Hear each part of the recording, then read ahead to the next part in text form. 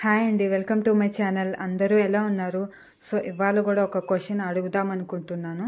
ఆ క్వశ్చన్ వచ్చేసి హస్తినాపురంకు మరో పేరేంటి? ఈ క్వశ్చన్కి నేను ఆప్షన్స్ చెప్తాను.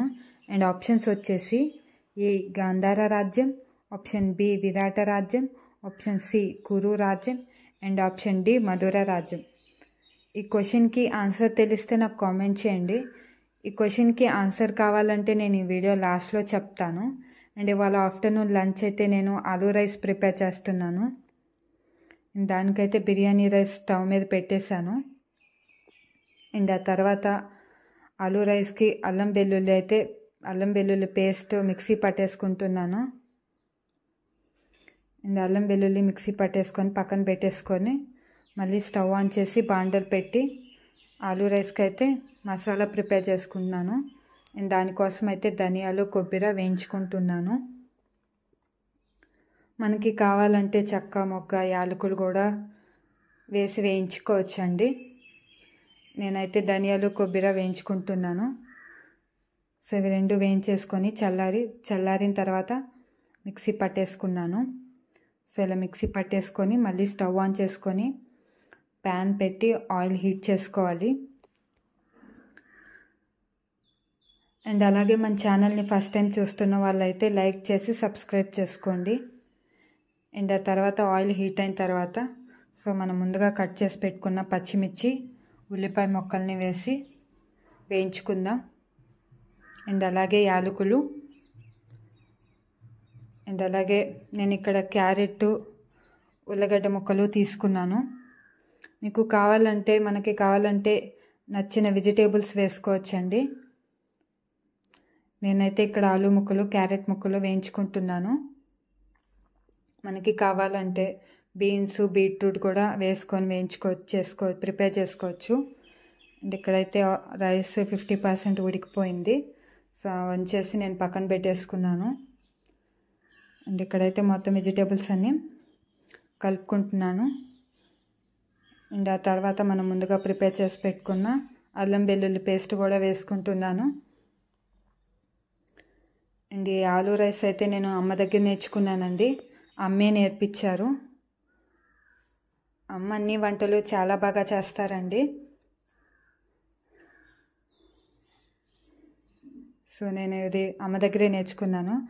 సెకండ్ టైం నేను ఇది ప్రిపేర్ చేయడం. సో ఫస్ట్ టైం చేయగానే అమ్మ చాలా బాగా మెచ్చుకున్నారు. సో బాగా కుదిరిందని.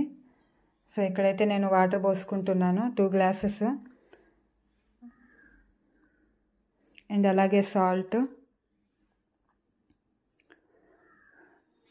రుచికి సరిపడా సాల్ట్ వేసేసుకున్నాను. అండ్ అలాగే వాటర్ హీట్ అయిన తర్వాత రైస్ కూడా వేసేసుకుంటున్నాను. అండ్ ఈ రైస్ చాలా బాగుంటుందండి.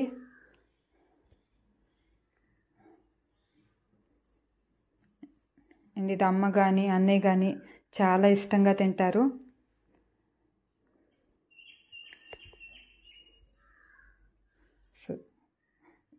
సో ఇంట్లో వెజిటేబుల్స్ లేనప్పుడు ఇది ఎక్కువ ప్రిపేర్ చేస్తుంటాను నేను. అండ్ అలాగే ధనియాలు కొబ్బరి పౌడర్ కూడా వేసేసుకుంటున్నా. సో వేసేసి బాగా కలుపుకోవాలి.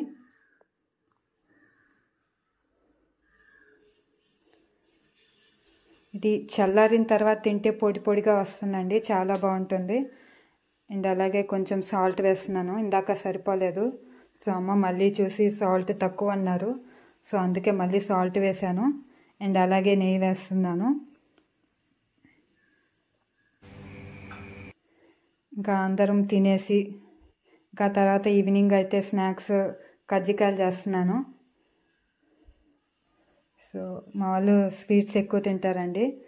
సో చెప్పాను కదా ఈవినింగ్ అయితే ఏదో ఒక స్వీట్ ఉండాలని. సో ఇవాళ అయితే కజ్జికాయలు చేస్తున్నాను. అండ్ దీంట్లోకి అయితే నేను కొబ్బరి యాలకులు బెల్లం శనగపప్పు మిక్సీ పట్టేసుకున్నాను. ఆ తర్వాత ఇలా కజ్జికాయలు ప్రిపేర్ చేసుకున్నాను. సో స్టవ్ ఆన్ చేసుకొని బాండలు పెట్టి సో అన్నీ వేసేసుకోవడం. అండ్ స్టార్టింగ్లో క్వశ్చన్ అడిగాను కదా, హస్తినాపురంకు మరో పేరేంటి అని. సో దానికి అయితే ఆన్సర్ వచ్చేసి కురు రాజ్యం అండి.